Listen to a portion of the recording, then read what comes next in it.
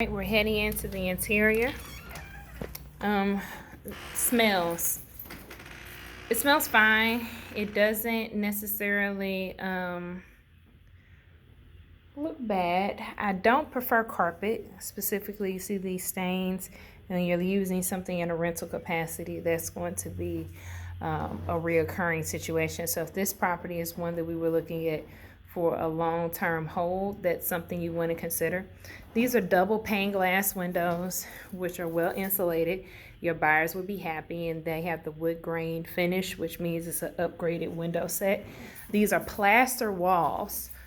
Take that in consideration when giving rules out to tenants, so that they can understand that you don't want to put a lot of holes in these. They can tend to crumble, not like drywall. This is a laminate floor. This is a pretty good situation. This is a vinyl floor here. That's also a pretty good situation.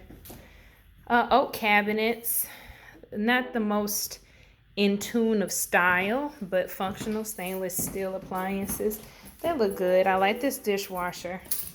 They tend to break though in rentals, so that's something also to consider. Under the sink looks pretty good.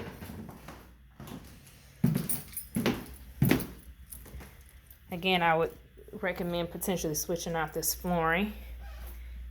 Bathroom looks fine. There's a little bit of breaking up in the mortar here, which indicates that this floor was either not leveled or the house adjusted. I would lean more on the fact that there's a bit of a slope in the floor, that it's likely that the tile was not laid level and thus the grout is breaking up.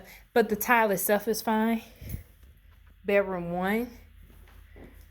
Generous sized bedrooms. They have LED lights running around the top. Must have been a kid's room. I would recommend paint, though in earnest you could probably slide by without it. Carpet definitely needs to be cleaned if it's going to be kept. White walls here. Got some minor wall repairs. And again, you can see how it looks different when it's plaster. So would definitely recommend putting in your lease clause that people can't hang stuff on the walls. Nothing a little mud won't fix. This is the master, so this is the third bedroom. It has an ensuite bath, and that secondary deck that we saw outside dumps out to here. So this is a private deck, semi-private deck for the master bedroom. Have louvered windows here that kick out, that's fine. Nice walk-in closet. That mount stays for a TV, and this is the second bathroom for the house. It's a little rickety. Fresh paint would definitely make it go far. I would also recommend, if you're trying to do a cheap upgrade, switching these wall color outlet covers to white goes a long way. It keeps the house from looking dated. And then taking out these slab doors and putting in like 6 panels, that also, or colonial doors are my preference, but that helps as well. Let me see if we got any light here. Heading downstairs now. This is where all the big ticket items are. So we'll spend a little bit more time down here. Okay, this is the laundry.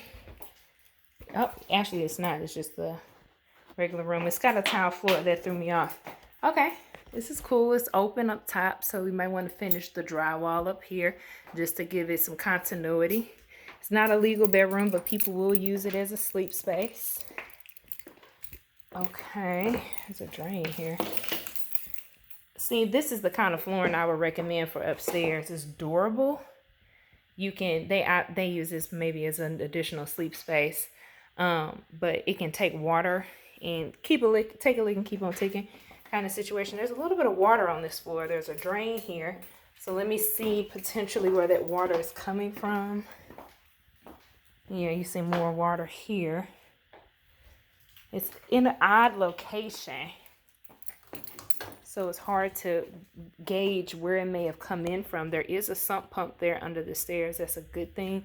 That means the basement is being remediated for water, so you shouldn't really have a bunch of water being taken in to a place like this. I like that it's a walkout. I like that there's a window here. There is a dehumidifier, so moisture may be a thing. We'll have to check the records to see if it's in the flood zone. A lot of this just requires some finishing. It looks like they started a project and just didn't complete it. This is a 100 amp box. That's pretty small for a house currently, but it's navigable. Yeah, and you see there was some drywall pulled out here.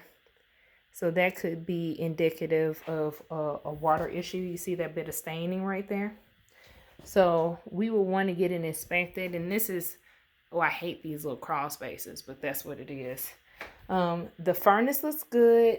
The hot water tank was just put in, though it's older. So it was inspected on 3/31/21. That's pretty good. No rust. The diodes could be cleaner, but that's not something that an inspector would necessarily flag.